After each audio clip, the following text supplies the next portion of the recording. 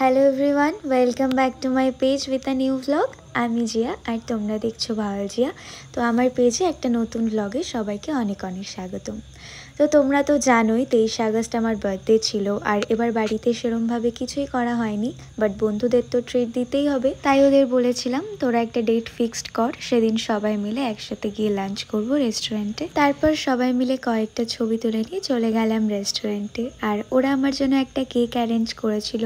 এটা ছিল একটা কিউট টেডি বিয়ার। তো তারপর আমরা এই কজন মিলে বসে বেশ কিছুক্ষণ গল্প করলাম, কারণ তখন আমাদের মধ্যে একজন ফ্রেন্ড আসেনি। ওর আসতে একটু লেট হচ্ছিল বলে ততক্ষণে ওরা আমাকে বার্থডে শ্যাশটা পরিয়ে দিচ্ছিল, আর ওরা কোনো সেফটি পিন আনেনি, যে কারণে ওটা লাগাতে পারছিল না। আর লাগানোর পর দেখলাম যে আমার ঘাড়ে ব্যাগ আছে, ওই কারণে ওটা খুলে ওরা আবার আমাকে পরালো। এই হাতে গোনা আর কয়েকটা মাস, তারপর কে কোথায় চলে যাব কোনো ঠিক নেই, তাই প্রত্যেকটা মোমেন্ট আমরা সবাই খুব এনজয় করেছি। হয়তো এটাই ওদের সাথে লাস্ট বার্থডে সেলিব্রেশন, জানি না এরপর কে কোথায় থাকবো।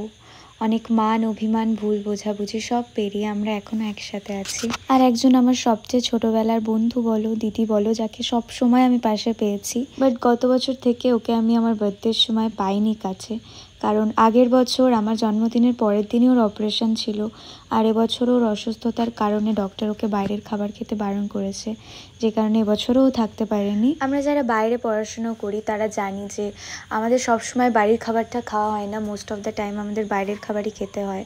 আবার এমন এমন সময় হয় আমরা লং টাইম না খেয়েও থাকি, তো এই কারণে আমাদের শরীর খারাপটাও বেশি হয়। তারপর কেকটা কেটে নিলাম, আর ওরা আমাকে বলে দিচ্ছিল যে কিভাবে কি পোজ দিতে হবে, বাট যেই স্পার্কলারটা জ্বলে উঠলো অমনি আমার মুখের রিয়াকশনটাই চেঞ্জ হয়ে গেল। এবার বার্থডের জন্য না কোনো এক্সাইটমেন্ট ছিল আর না কোনো প্ল্যান ছিল, যা হয়েছে সব উটপাট করে হয়েছে। 1.5 ঘন্টা ধরে আমরা এটাই ডিসাইড করতে পারছিলাম না যে কি অর্ডার করব।